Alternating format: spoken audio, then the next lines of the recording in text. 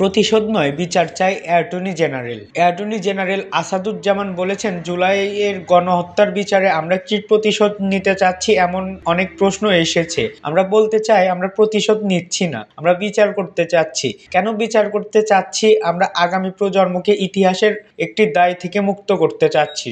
রাজধানীর খামারবাড়ি কৃষিবিদ ইনস্টিটিউশনে ঐক্য সংস্কার নির্বাচনের শীর্ষক 2 দিনব্যাপী জাতীয় সংলাপের আয়োজনে ফোরাম অফ বাংলাদেশ স্টাডিজ অংশ নিয়ে তিনি একথা বলেন। শনিবারে শেষের দিন প্রথম পর্বের গুম, খুন, হত্যা ও জুলাইয়ের গণহত্যার বিচার চ্যালেঞ্জ শীর্ষক জাতীয় সংলাপ অনুষ্ঠিত হয়। এই পর্বের সঞ্চালক ছিলেন সাংবাদিক মনির হায়দার। সংলাপে অংশ নিয়ে অ্যাটর্নি জেনারেল বলেন, বর্তমান সময়ে কেউ যদি জমি দখলে ব্যস্ত, কেউ আবার ক্ষমতায় যাওয়ার জন্য ব্যস্ত, কেউ পদপদবি দখলে ব্যস্ত, কেউ আবার নিজস্ব লোক পুনর্বাসনে ব্যস্ত।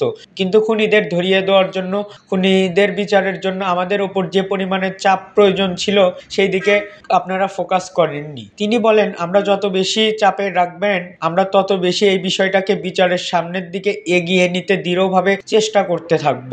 আপনারা যত বেশি প্রহরীর মতো দায়িত্ব পালন করবেন, আমরা রাষ্ট্রকে জনগণের দায়িত্ব পালন করতে গিয়ে তত বেশি এজেন্ডা ভিত্তিক সাহসিকতা নিয়ে এগিয়ে যাব। দেশের ঐক্য প্রয়োজন উল্লেখ করে অ্যাটর্নি জেনারেল বলেন, ঐক্য ছাড়া সংস্কার সম্ভব না, সংস্কার ছাড়া যৌক্তিক কোনো বাংলাদেশে আপনাদের উপহার দেওয়া সম্ভব না, ঐক্য ছাড়া, সংস্কারের ছাড়া এই বিচার প্রক্রিয়া দ্রুততম সময়ের মধ্যে করা কঠিন ও দুর্বাহ।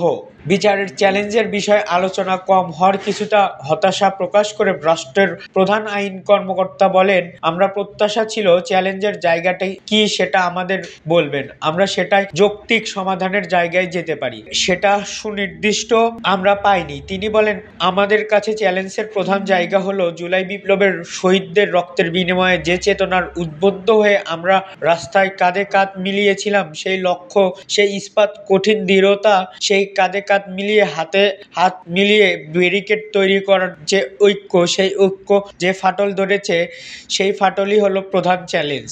মিথ্যা মামলায় আসাদুজ্জামান বলেন, পার্সোনাল গ্রাস এক্সপোজ করার জন্য মামলা দিয়েছেন, আসামির খাতায় নাম দিয়েছেন। এই মামলাগুলো কি পরিণত হয়, এটার যুদ্ধ অপরাধ ট্রাইব্যুনালে যে মামলা হয় তার কনফ্লিক্ট হবে কিনা প্রশ্ন এসেছে। আপনারা আইনিভাবে স্পষ্টভাবে বলতে চাই, মানবতা বিরোধী অপরাধের বিচারে ট্রাইব্যুনাল গঠন করা হয়। সেই ট্রাইব্যুনালে 1993 সালে আন্তর্জাতিক অপরাধ বিশেষ ট্রাইব্যুনালের 1973 সালে 19 নম্বর আইন, সেই আইনের মানবতা বিরোধী আইনের যে সংজ্ঞা দেওয়া হয়েছে তার মধ্যে হত্যা, নির্যাতন, গুম, অনেক ধরনের অপরাধের কথা বলা হয়েছে। যে অপরাধ রাজনৈতিক উদ্দেশ্য সিভিলিয়ান পপুলেশনের উপর ঘটনা ঘটানো হয়েছে এবং বিচার করা হবে। এতক্ষণ আমাদের সাথে থাকার জন্য ধন্যবাদ। পরবর্তী আপডেট পেতে আমাদের চ্যানেলটি সাবস্ক্রাইব করে পাশে থাকা বেল আইকনটি বাজিয়ে রাখুন।